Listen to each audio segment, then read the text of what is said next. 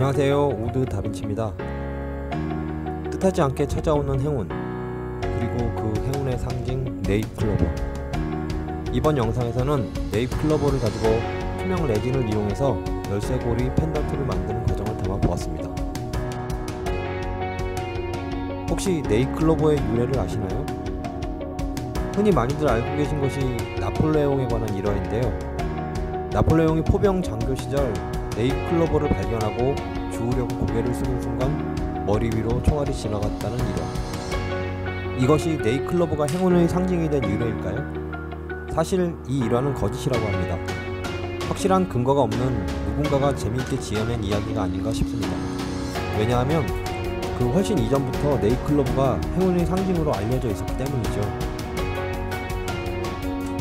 네잎클로버가 행운을 상징하게 된 유래에 대한 전설은 여러 가지가 있습니다. 그럼 어떤 것들이 있을까요?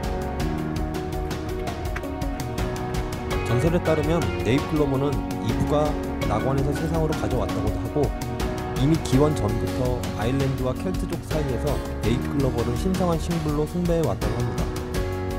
프랑스에서는 네잎클로버와 관련해서 피에르와 마리의 이야기가 전해져 내려오고 있습니다. 떠돌이 총각이었던 피에르는 프랑스 로렌의 한 시골 마을에 열리는 성묘한 축제에 참석하게 됩니다.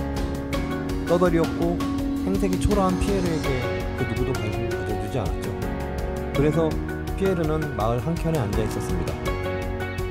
그러다 발밑에서 우연히 네잎클로버를 찾게 되었는데요. 피에르는 희귀한 네잎클로버를 소중히 품에 담았습니다. 그 이후 그날 축제에서 마을의 어여쁜 아가씨 마리를 만나게 됩니다. 헤어짐을 아쉬워한 마리가 아버지 농장의 일자리를 소개시켜줬고, 피에르는 더 이상 떠돌지 않고 정착하게 되며 마리와 헤어지지 않고 행복하게 살았다는 이야기입니다. 이러한 일들이 피에르가 네잎클로버를 발견한 이후부터 생겼다고 해서 프랑스에서는 아주 오래전부터 네잎클로버는 행운의 상징이 되었다고 합니다. 유럽에서 내려오는 네잎클로버에 관한 이야기 중에는 전쟁에 나간 기사가 전쟁의 여신 벨로나를 만나 목숨을 건진 이야기도 있습니다. 이와 같이 네잎클로버에 관한 이야기가 많은데요. 가장 설득력 있는 네잎클로버의 유래는 아마도 아일랜드에서 비롯된 이야기가 아닐까 생각됩니다. 혹시 아일랜드의 국화가 무엇인지 아시나요? 아일랜드의 국화는 바로 클로버입니다.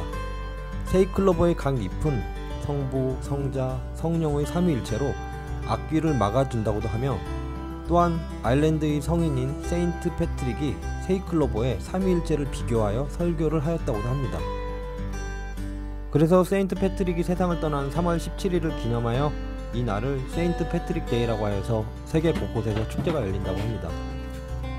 세인트 패트릭 데이가 되면 어른, 아이 할 것 없이 패트릭 성인을 상징하는 녹색과 클로버 문양으로 치장하고 축제에 참여한다고 합니다.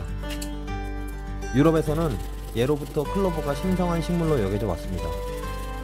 세인트 패트릭의 클로버에 비유한 설교, 그 설교가 시초가 되어 세잎클로버는 사랑, 희망, 신앙의 상징이 되었고, 보기 드문 네잎클로버는 십자가와 비슷해서 행운의 상징이 되었다고 합니다.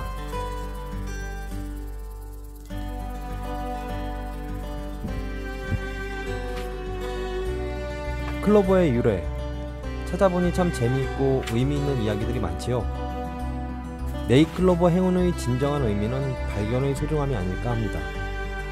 지나치기 쉬운 일상의 평범함 속에서 그 가치를 찾아내는 것, 내 주변에서 작은 행복을 발견하는 게 행운이 아닐까 생각합니다.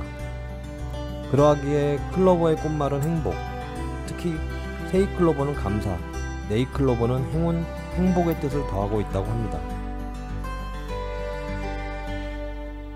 잘 보셨나요?